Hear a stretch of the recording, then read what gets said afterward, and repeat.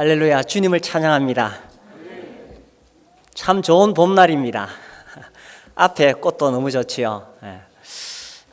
우리 주님의 은혜와 평강이 넘치기를 빕니다. 오늘 어린이날입니다. 그 주위에 어린이가 보이면 우리 어린이를 축복해 주면 좋겠습니다. 하늘 복 많이 받아라. 누구야? 하늘 복 많이 받아라. 우리 어린이들에게 좀 축복해 주세요.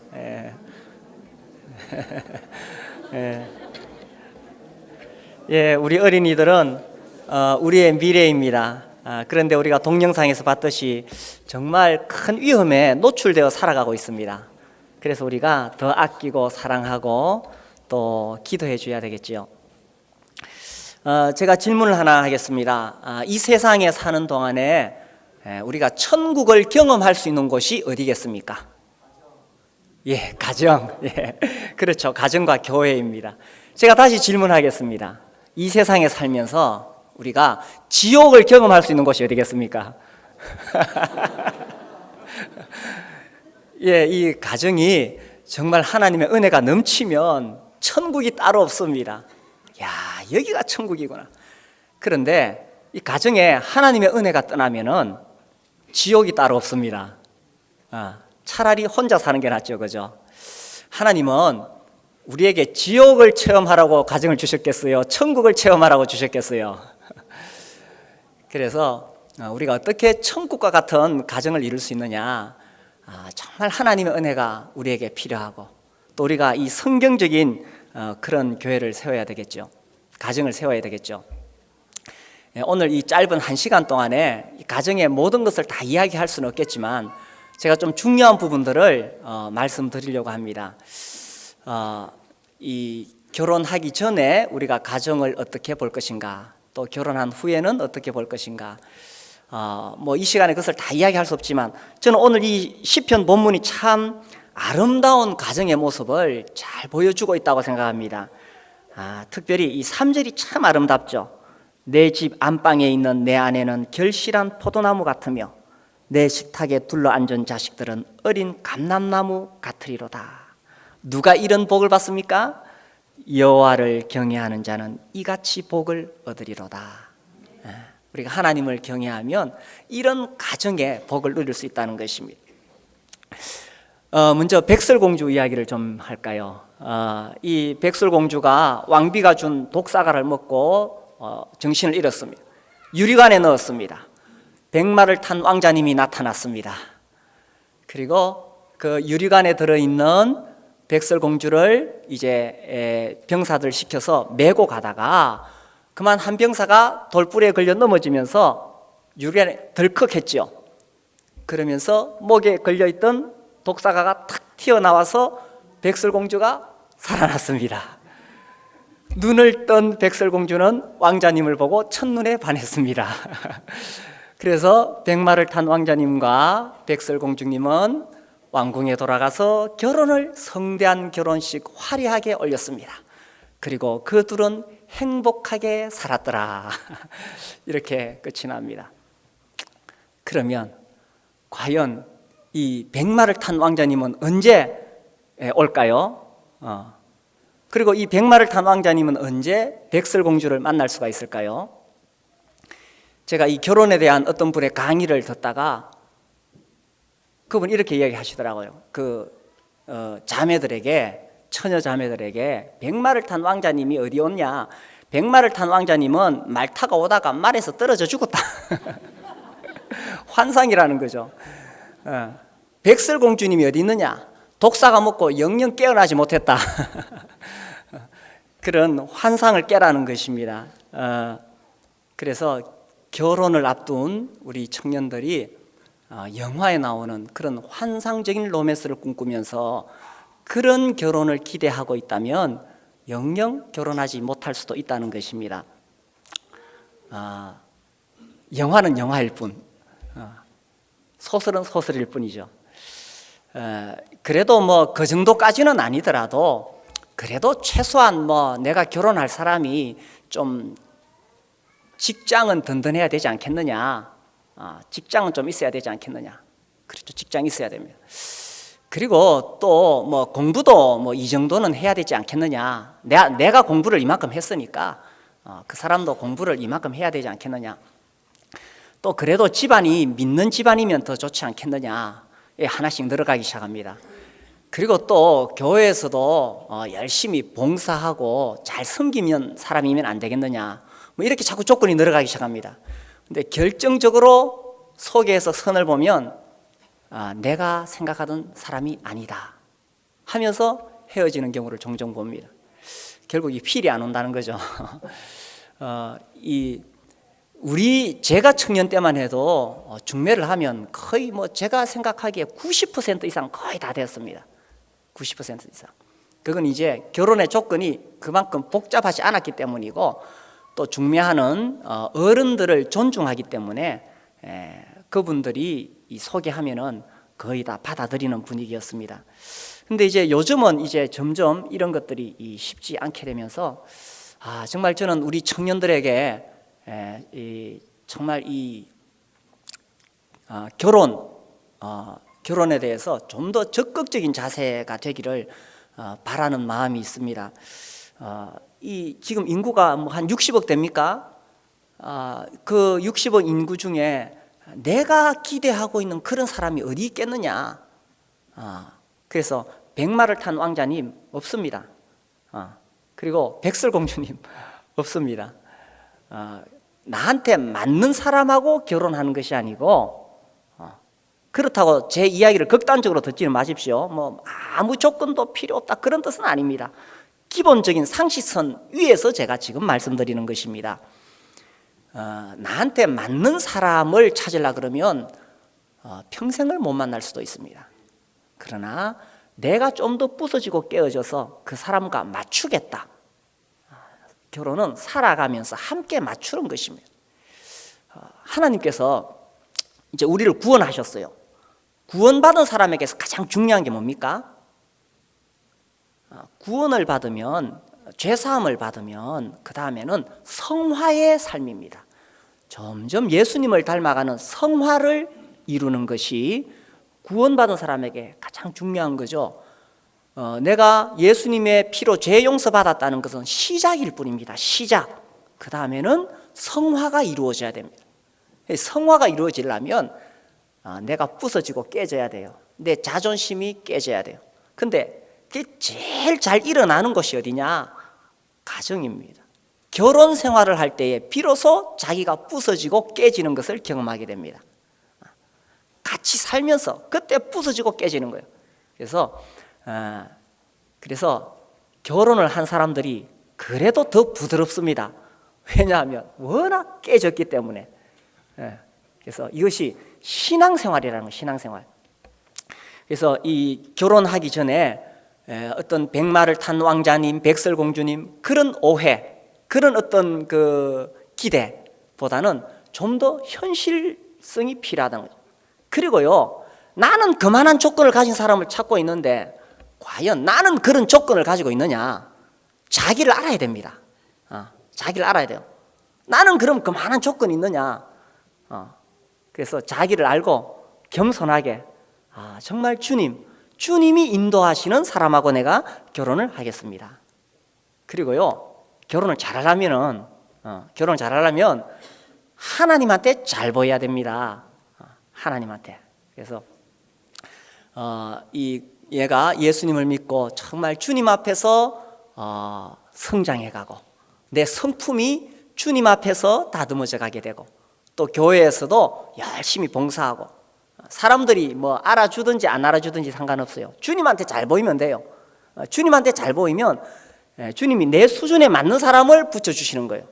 나는 그렇게 못하면서 내가 원하는 형제는, 내가 원하는 자매는 공부도 많이 했고 돈도 많이 벌고 교회에서도 잘 섬기고, 주님은 그런 사람들끼리 붙여주시거든요. 그러니까 내가 그런 사람이 돼야 된다는 겁니다. 내가 주님 앞에서 그런 사람이 되면 주님이 때가 되면 그런 사람 만나서 결혼할 수 있도록 인도해 주신다는 것입니다.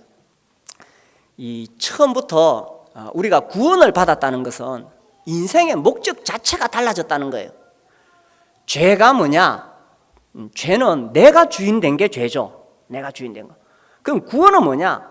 내가 주인이 아니고 예수 그리스도가 주인이 되는 것입니다.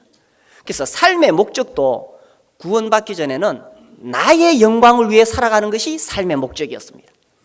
구원받은 사람은 나의 영광이 아니라 하나님의 영광을 위해서 살아가는 것이 인생의 목적입니다. 구원받았다는 것은 입술로만 나는 뭐 과거, 현재, 미래의 죄를 다 용서받았어요. 아니에요. 그건 머리로 이해한 것이지. 구원받았다는 것은 내 삶의 주인이 달라졌다는 것입니다. 그래서 이제 나의 영광을 위하여 살지 않고 주님의 영광을 위해서 살아가는 것입니다.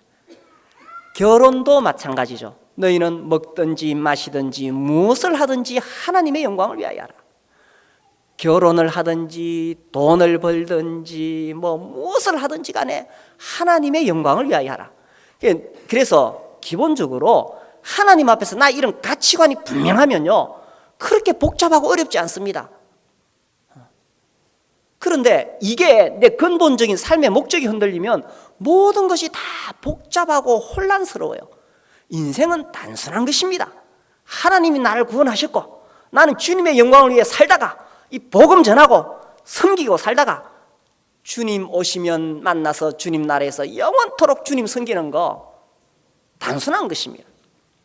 결혼도 내가 어떻게 하면, 내가 그런 사람 만나서 어떻게 하면 내가 더 편하게 잘 살 수 있을까?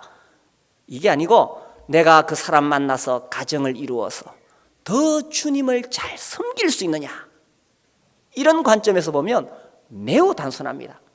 내가 결혼해서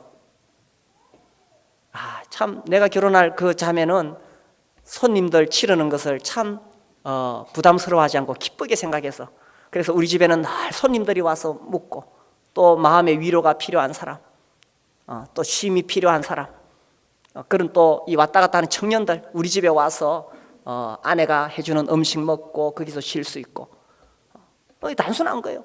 또 자매 편에서는 내가 결혼하는 그 형제가 정말 주님을 위해서, 복음을 위해서 교회에서 헌신하고 봉사하고, 내가 참 그런 형제 함께 결혼해서 그 형제를 참 하나님이 기뻐하시는 장로로 세워야지. 이건 어떤 야심의 장로가 아니라 정말 주님 앞에 귀히 여기는 사람이 되도록 하겠다. 그럼 단순한 거예요. 그러면 다른 조건들은 그렇게 중요하지 않아요. 그리고 그런 어떤 분명한 삶의 가치관을 가지고 결혼하면 행복해요. 필요한 거 주님이 다 채워주셔요. 다 주님이 채워주셔요. 그래서 이게 복잡한 게 아니라는 것입니다. 그래서 우리 처녀 자매님들은 백설공주가 되지 마시고 평강공주가 되세요. 평강. 제가 이 자매님들에게 이야기하지만 형제님들도 마찬가지죠. 그런 예를 제가 잘 생각을 못하는데 평강왕자가 되십시오. 나는 수준이 이 정도인데 이만큼 높은 수준을 구하지 말고 내 수준이 이만큼 되면 좀 내가 보기에 수준이 좀 낮아 보여도 그 사람을 내가 돕는 배필이 되리라. 이것은 단순히 아내만 돕는 배필이 된다는 것이 아니고 남편도 돕는 배필의 역할을 해야 되겠죠. 같은 이야기인 것입니다. 제가 이 돕는 배필에 대해서 몇 번 설교했습니다마는, 돕는 배필이라는 것이 그저 아내가 그냥 밥 해주고 빨래 해주고 그런 돕는 뜻이 아닙니다. 본래 이 히브리어 그 뜻이 군사적인 도움, 강력한 도움, 하나님의 도움. 그래서 그 돕는다는 단어가 구약에서 쓰여질 때는 하나님이 주체일 때가 많습니다. 그러니까 정말 그 돕는다는 것은 정말 이 사람이 안 돼요. 별 볼 일 없어요. 아무 힘도 없어요. 그런데 내가 도와서 정말 이 사람이 사람다운 사람이 되는 거, 위기에서 목숨을 건지는 거, 그런 돕는 배필의 의미다라는 것입니다. 그래서 평강공주가 되라는 것이에요. 우리 이 청년 형제들은 평강왕자가 되라는 것이에요. 그리고 그걸 볼 수 있는 눈이, 이게 진짜 중요하겠죠, 그죠? 그래서 하나님 앞에서 삶의 목적이 분명하면은 내가 왜 사는가? 내가 왜 직업을 가지고 돈을 버는가? 내가 왜 결혼을 하려고 하는가?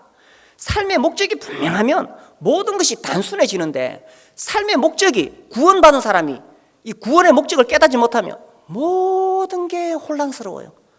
어떨 때는 세상 가치관 따라 살았다가, 어떨 때 또 교회 오면 또 내가 주님을 위해 살아야 되고, 이게 복잡한데 구원받은 목적이 분명하면은 단순한 것입니다.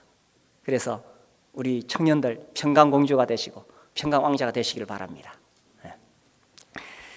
그렇게 해서 이제 이 백설공주가 결혼을 해서 행복하게 살았더라, 이렇게 끝이 났습니다. 그래서 우리 모두는 참 행복하게 산 줄 아는데 사실 후편이 있어요. 후편. 이 왕자님은 결혼해서 궁정에서 나라의 일이 너무 많아요. 그래서 하루 종일 스트레스 받고 집에 들어오니까 이 백설공주는 또 집안일에 하루 종일 시달리다가 둘이 만나니까 스트레스 받아서 집안 싸움이 일어나는 것입니다. 이것이 현실이라는 것입니다. 그래서 결혼만 하면 저절로 행복한 것인가? 여기 이 128편에 나오는 3절 말씀처럼 결혼하면 자동적으로 이렇게 되느냐 하는 것입니다. 그렇지 않죠. 가장 중요한 것은 하나님의 은혜가 가장 중요하고요. 그 다음에 우리도 이런 가정을 만들기 위해서 함께 노력해 가야 된다는 것입니다.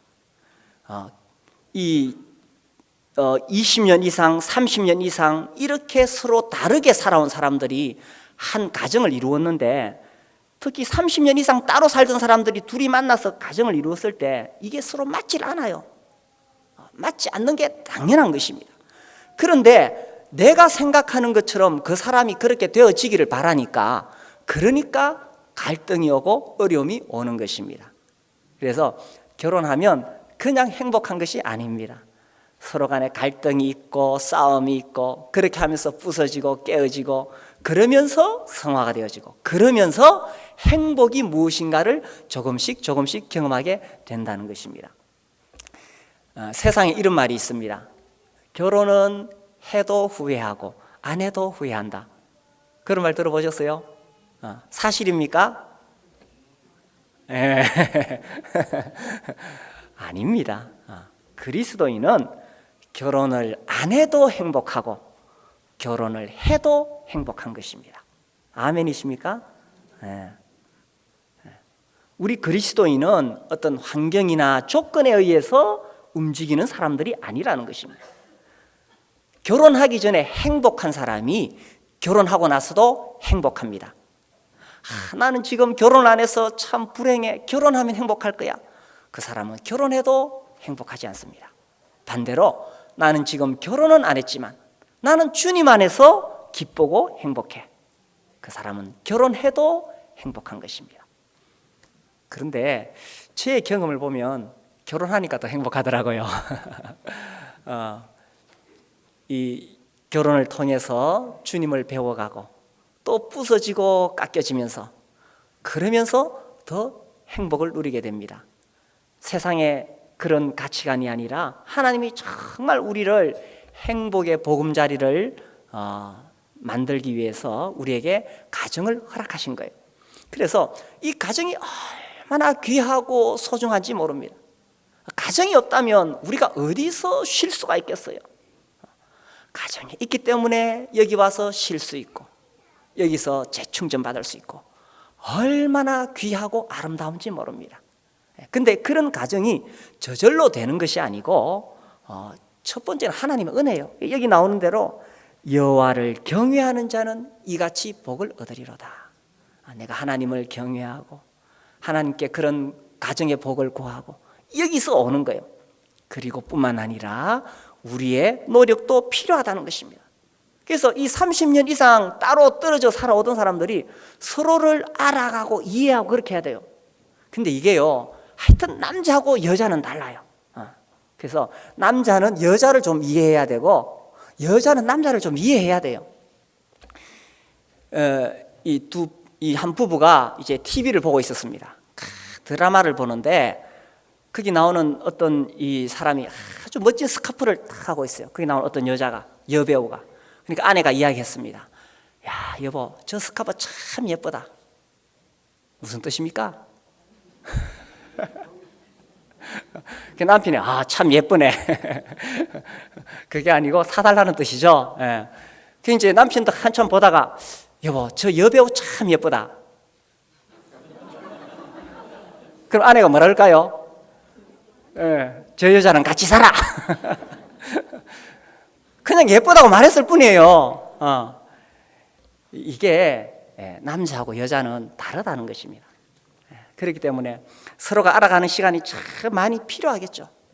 그래서 서로가 대화하는 시간을 더 많이 가지고 서로를 이해하려고 하고 이런 노력이 필요한 거예요. 근데 너무 바빠가지고 요즘은 이제 아내들도 이 직업을 가지고 있는 경우가 많으니까 너무 바쁘고 피곤해서 퇴근하고 그냥 자버리고 피곤하니까 그래서 대화할 시간이 없고 그러면 안 돼요. 차라리 그런 경우에 좀 극단적으로 이야기하면 휴가를 내서라도 서로가 대화할 시간이 필요하다는 것입니다. 무슨 말이냐 하면 돈 버는 것보다 가정을 지키는 것이 더 중요하다는 것입니다. 돈은 못 벌면 좀 불편하고 힘이 들지만 가정에 어려움이 오면요, 이건 정말 인생의 치명적인 것입니다. 이 가정의 행복은 돈으로 살 수 있는 것이 아니에요. 그래서 지금 우리 가정이 아무 문제가 없고 행복하다면 이 행복한 가정을 지키기 위해서 내 모든 것을 이 부부가 다 쏟아야 됩니다. 그리고 만약 지금 내 가정에 어려움이 있다면 이 가정이 다시 행복을 되찾을 수 있도록 이 부부가 어떻게 해서든지 이 가정이 행복을 되찾을 수 있도록 모든 힘을 쏟아야 된다는 것입니다. 가정은 천국이 될 수도 있고 지옥이 될 수도 있다는 거예요. 그렇기 때문에 모든 힘을 쏟아서 이 가정을 세워가야 된다는 것입니다. 하여튼 남자와 여자는 달라요. 남자와 여자는 보통 이제 뭐 기념일이나 생일날이나 뭐 결혼 기념일, 요즘 젊은 세대들은 좀 그렇지 않은 것 같은데 저희 세대나 또 저 위의 세대들은 사실 그런 것 별로 중요하지 않게 생각하거든요. 제가 이런 말 하면 제 아내는 꼭 아니야, 우리 세대부터 달라 이렇게 이야기하는데 그래서 왜 생일날 선물을 안 해주냐 이거예요. 아내들이 그렇게 하지 마시고 남편에게 이야기를 하세요. 여보, 5월 며칠은 내 생일이니까 내 생일입니다. 그걸 자꾸 이야기해 줘야 돼요. 그리고 나는 이런 선물 받고 싶어요. 구체적으로 이야기를 하라는 거예요. 근데 이야기 안 하고 지나가 버리면 혼자서 삐져가지고 나중에 하는 말이 알아서 해줘야지. 남자들 알아서 못 해줘요. 우리 남자들은 좀 어리석거든요. 그러니까 구체적으로 이야기를 하세요. 여보, 몇 월 며칠은 우리 결혼 기념일이에요. 이날은 당신이 좀 일찍 들어와서 우리가 이렇게 시간을 보냅시다. 그래서 알아서 해주는 게 아니고 이야기를 해달라는 거예요. 종종 제가 이렇게 교회에서 일을 하다가 저도 그런 오해를 받게 돼요. 어떤 성도님이 자기 어려운데 찾아와서 내 신방을 안 해주냐 이거예요. 제가 잘 모를 수 있거든요. 알아서 해줘야지. 제가 잘 모를 수 있거든요. 그러면 저에게 신방을 요청하세요.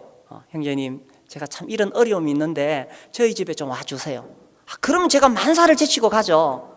그래서 우리가 이게 커뮤니케이션이 필요해요. 그래서 이 통계 자료에 의하면은 부부간에 대화가 잘 되는 그런 가정 97% 이상 대화가 잘 되는 부부는 97% 이상 행복하더라는 거예요. 행복감을 누리더라는 거예요. 그런데 이 서로 간의 커뮤니케이션이 안 되면 오해가 일어납니다. 오해가 생기면 쌓이기 시작합니다. 그러다가 어느 날 폭발하면은 문제는 사실 이건데 싸움은 엉뚱한 거 가지고 싸우고 있는 거예요. 그래서 평소에 계속 대화가 필요해요. 그래서 교회에서도 마찬가지죠, 그죠? 저와 우리 성도님들과의 관계에서도 평소에 계속 이게 대화가 필요합니다. 필요하고 구체적으로 필요한 것을 서로가 이야기를 해야 돼요. 알아서 해주지 않습니다. 우리 자매님들, 우리 남자들 좀 멍청하거든요. 아셨죠? 그래서 구체적으로 이야기를 하시고, 그리고 정말 이 부부만큼 정말 좋은 관계가 어디 있어요? 부부만큼. 저는 종종 이렇게 보면 이 기러기 아빠, 저는 이해가 안 돼요. 그래서 부부가 함께하고 같이 살고 또 어렵고 힘들 때 서로 칭찬하고 또 위로하고 격려하고 서로 세워주고, 이 칭찬하는 게 매우 중요해요. 남자들은 칭찬받는 거 좋아하는데 특히 아내의 칭찬이 필요해요. 아내가 남편을 기죽이면요, 이 어떤 조사에 의하면 심리학자들이 조사를 해보니까 아내들도 남편의 칭찬이 필요하잖아요. 그런데 남편이 자기를 안 알아주면은 어떤 수를 쓰든지 남편의 칭찬을 끌어낸대요. 뭐 아주 화장을 곱게 하고 온다든지, 아니면 음식을 잘 차려준다든지, 아니면 뭐 애교를 부린다든지, 이렇게 해서라도 남편의 칭찬을 끌어낸대요.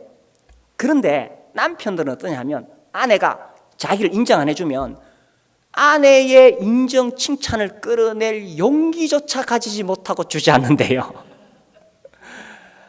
남자에게 아내의 칭찬과 격려는 마치 휘발유와 같다, 이런 표현을 썼습니다. 아예 자동차 자체가 움직이지 않는 거예요. 그래서 우리 자매님들 아셨죠? 이 남자가요, 큰 소리 치고 튼튼한 것 같은데 사람들은 말하기를 여자는 연약하다. 제가 보니까 안 그래요. 남자가 연약하고 남자가 어리석어요. 그래서 이 남편들을 위로해 주시고 격려해 주시고 그렇게 세워가는 거죠. 우리나라에 아주 유명한 목사님이 있어요. 이름 되면 다 알아요. 제가 그분의 책을 보니까 이 사람이 설교하고 딱 내려가면 이 교회가 엄청 큰 교회죠.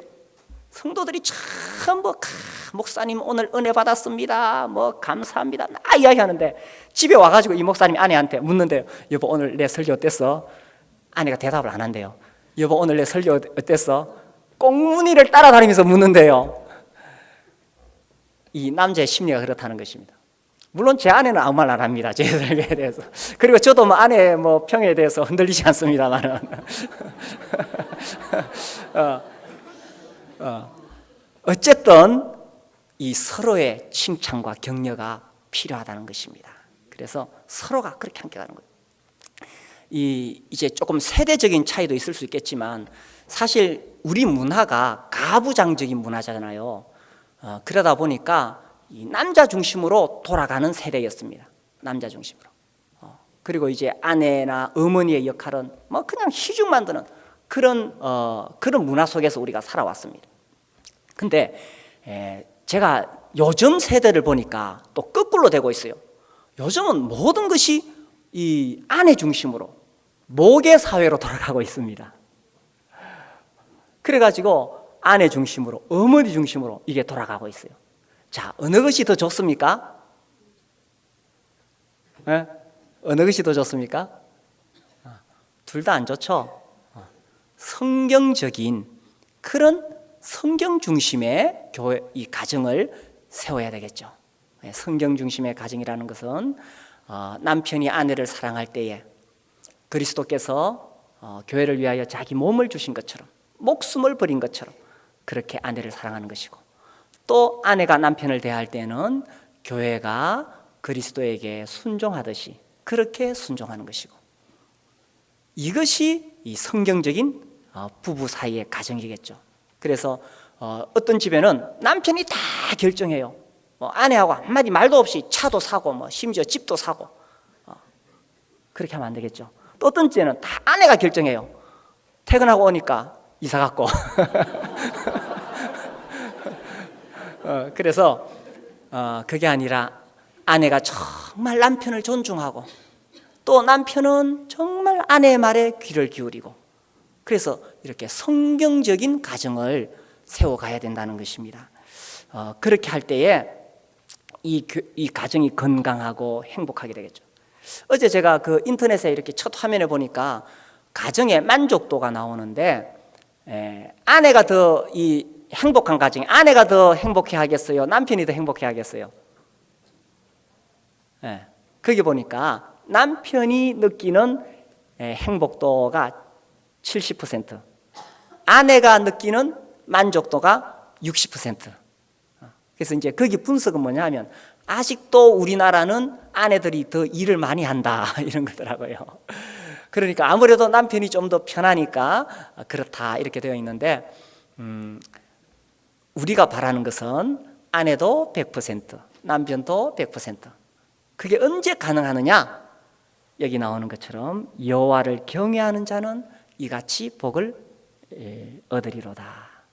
그래서 우리 가정에 정말 주님이 계시고 주님을 섬기고 주님이 중심이 되면 그런 가정이 된다는 거예요. 그리고 이제 우리 자녀들에게 제가 좀 이야기를 할게요.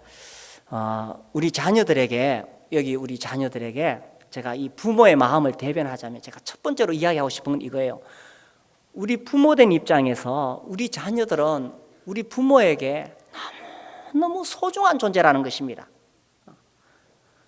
어쩌면은 이 부모가 생명을 바꾸서라도 귀하게 여길 만큼 우리 자녀들은 너무너무 소중한 존재라는 것입니다. 그래서 우리 자녀들, 우리 어린이들 또 청소년들 좀 알아주세요.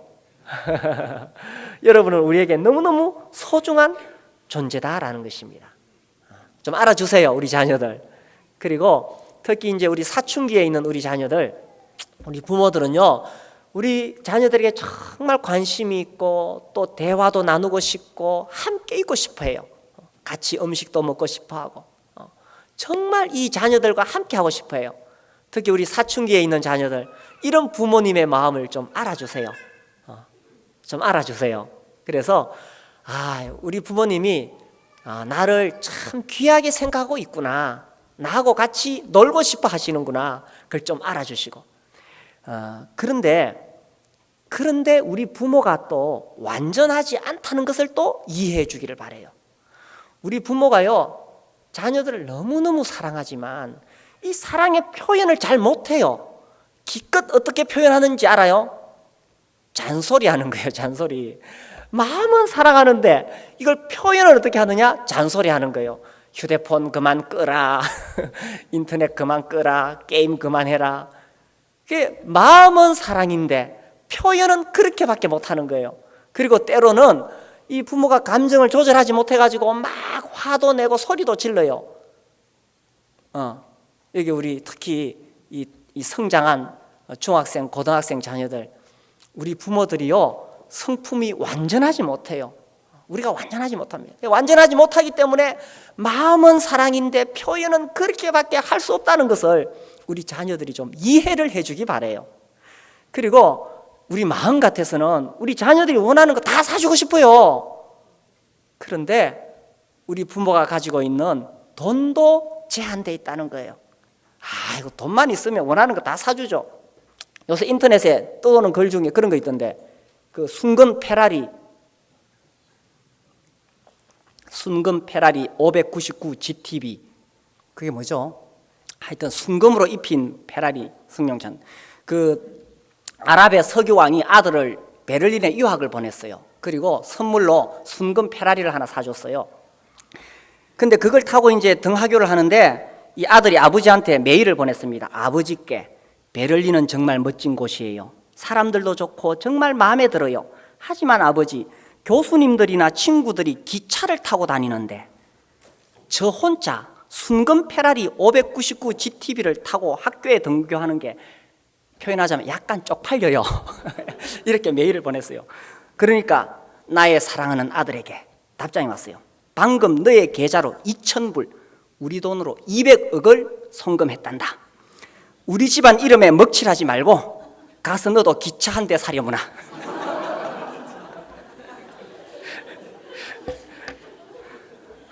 아니, 우리 부모들 다 이렇게 하고 싶어요. 하고 싶은데 우리 부모들이 가지고 있는 돈이 제한돼 있어요. 그래서 그 제한된 돈을 가지고 가정을 꾸려갈 때에, 물론 우리 자녀들 기죽이지 않으려고, 우리 아이들 기죽이지 않으려고, 친구들은 뭐 하는데 우리 애들이 못하면 기죽을까 봐서 어떻게 해가지고도 우리 자녀들한테 그렇게 해주고 싶어요. 마음은. 또 실제로 그렇게 하고 있어요. 그러나 이 부모들이 가지고 있는 돈이 제한되어 있다는 것을 우리 자녀들이 이해해 주기를 바라요. 그래서 그러한 이해가 우리 자녀들이 뭐 어리지 않죠, 그죠? 내 이야기 충분히 이해되죠. 서로가 이해하고. 그리고 또 참 부모가 바라는 것도 있어요. 그 중에 정말 중요한 것은 우리 자녀들이 신앙 안에서 자라는 거예요. 특별히 이번 토요일 날 우리 복음 집회가 있는데 우리 자녀들이 정말 이번에 잘 듣고 이번 주 한 주 동안 정말 기도하면서 하나님 나에게 구원의 확신을 주십시오. 정말 기도하면서 이번 토요일에는 정말 구원의 확신을 가지고 성령의 체험을 하고 주님 내게 오셨다. 이제 내 안에 성령님 계신다. 내가 구원받았다. 이렇게 고백할 수 있도록 한 주일 동안 미디어 금식하고 기도하고 그렇게 준비해서 다음 주에 정말 기쁜 소식을 들려주게 되기를 바라요. 또 우리 부모님들, 우리 자녀를 키우는데 우리도요, 우리 자녀들을 향해서 바라는 게 뭐냐? 이 양육의 초점이 분명하면 혼란스럽지 않습니다. 우리가 우리 자녀들이 세상적인 가치관으로 공부 잘하고 좋은 대학 가고 돈 많이 벌고 물론 우리가 그걸 다 바라고 있습니다. 그렇게 하고 있지만 양육의 초점이 거기에 가 있으면 부모도 스트레스 받고 자식도 스트레스 받습니다. 양육의 초점이 어디 있느냐? 정말 우리 자녀들에게 영적인 가치관을 가지고 우리 자녀들이 영적으로 성장하고 하나님 보시기에 인정받을 수 있는 그런 사람으로 키우고 있느냐 하는 것입니다. 세상에는 뭐 자녀교육 잘 시키려면 이렇게 하라는 말 떠돌죠. 자녀교육 성공하려면 할아버지의 재력과 어머니의 정보력과 아버지의 무관심이랍니다. 아버지는 돈 벌어봤자 이미 안 된대요. 할아버지의 재력이 있어야 된대요. 또 어머니의 정보력으로 어디 학원이 좋은가 알아야 그 보낼 수 있으니까 그 아버지는 어머니가 어떻게 하든지 신경을 안 써야 된대요. 간섭하면 안 된대요. 그것이 얼마나 세상적인 가치관입니까? 우리는 할아버지의 사랑과 어머니의 기도와 아버지의 영성으로 자녀를 키우자는 것입니다. 그래서 우리 자녀들이 정말 믿음 안에서 자라고 그게 진짜 행복한 길 아니겠어요? 아무리 세상에서 출세하고 성공해도 하나님 떠나 있으면 불행한 거요. 설마 내 자식이 떠나겠나? 떠나고 있습니다. 우리 다음 세대는 우리하고 완전히 다른 세대에 살아가고 있습니다. 이 스마트폰 세대는요, 예측 불허하는 세대입니다. 그들이 떠날 수 있습니다. 그리고 또 하나, 떠나지는 않더라도 내 자식 겨우 주일교인 되어서 주님 앞에 가서 네 자식 어떻게 키웠느냐 했을 때 그래도 주일교인 만들었습니다. 이렇게 대답하겠습니까? 그게 아니라 우리 자녀들이 정말 믿음 안에서 주님을 위해 헌신한 그런 일꾼이 되어야 우리가 주님 앞에 설 수 있지 않겠어요? 세상에 간 큰 어머니가 있어요. 기도하지 않는 어머니. 세상에 간 큰 아버지가 있죠. 기도하지 않는 아버지. 그래서 이 사춘기 오기 전에 더 중요합니다. 사춘기 오기 전에 아직 어렸을 때 정말 우리 자녀들에게 이 성경적인 가치관을 심어주고, 그리고 결국 자녀는 떠나갑니다. 내 자식 아니에요. 내가 내 품에서 내 원하는 대로 할 수가 없어요. 저는 갈대 상자가 자꾸 기억이 납니다. 그래서 그 모세가 자랐을 때에 갈대로 상자를 만들어서 거기다가 모세를 넣어서 나일강에 띄웁니다. 죽든지 살든지 하나님 손에 맡기고 띄울 수밖에 없는 것입니다. 우리 자녀를 내가 어떻게 할 수가 없어요. 언젠가 하나님 손에 맡기고 띄워보내야 됩니다. 안 띄워보내고 내가 붙잡고 있으면 스트레스 받는 겁니다. 왜냐하면 내가 원하는 대로 안 되기 때문에. 그래서 내려놓고 하나님 손에 맡기고, 그래, 네 인생은 하나님 앞에서 네가 살아가는 것이다, 맡기고 띄워보내야 됩니다. 그것이 부모도 해방되는 것이고 자식도 자유로워지는 거예요. 물론 방치하라는 뜻은 아니죠. 그죠? 방치하라는 뜻은 아니죠. 그러나 하나님 앞에 그 인생을 맡겨야 된다는 것입니다. 그것이 서로가 해방될 수 있는 길이라는 거죠. 우리 시편 128편 이 3절 말씀, 아름다운 말씀. 내 집 안방에 있는 내 아내는 결실한 포도나무 같으며, 물론 이제 남편에 대한 이야기는 안 나오지만 남편에 대한 관점에서 기록했기 때문에 그런 것입니다. 남편도 마찬가지겠죠. 그죠? 남편이 얼마나 소중하고 귀한가. 내 집 안방에 있는 내 아내는 결실한 포도나무 같으며 내 식탁에 둘러앉은 자식들은 어린 감람나무 같으리로다. 얼마나 이 복이 몽실몽실 피어오르는 그런 느낌입니까?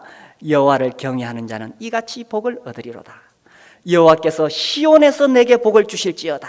이 시온, 너는 평생에 예루살렘의 번영을 보며, 예루살렘 교회를 이야기하겠죠. 우리식으로 비유를 풀이하자면 이 교회를 통해서 하나님의 복이 가득 가정에 부어진다는 것입니다. 내 자식의 자식을 볼지어다. 아이고, 저도 이렇게 되기를 바라고 있습니다. 주님 드디어 오시면 자식의 자식을 바라보고 또 그 자식의 자식의 손을 잡고 함께 예배드리고 주님 드디어 오신다면. 그래서 제 욕심은 우리 아이들 멀리 시집장가 안 보내고 싶은데 함께 살고 싶은데 멀리서 요새 또 좀 이야기가 되고 있어서 제가 절대 안 된다 그랬습니다.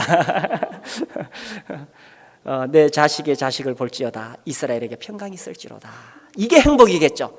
행복은 돈 많이 벌고 뭐 좋은 차 타고 다니는 그거 행복 아닙니다. 행복은 이런 행복한 가정, 행복한 교회에서 인생의 기쁨이 있고 행복이 있다는 것입니다. 이런 행복이, 이런 축복이 우리 모든 성도님들에게 넘치게 되기를 바랍니다.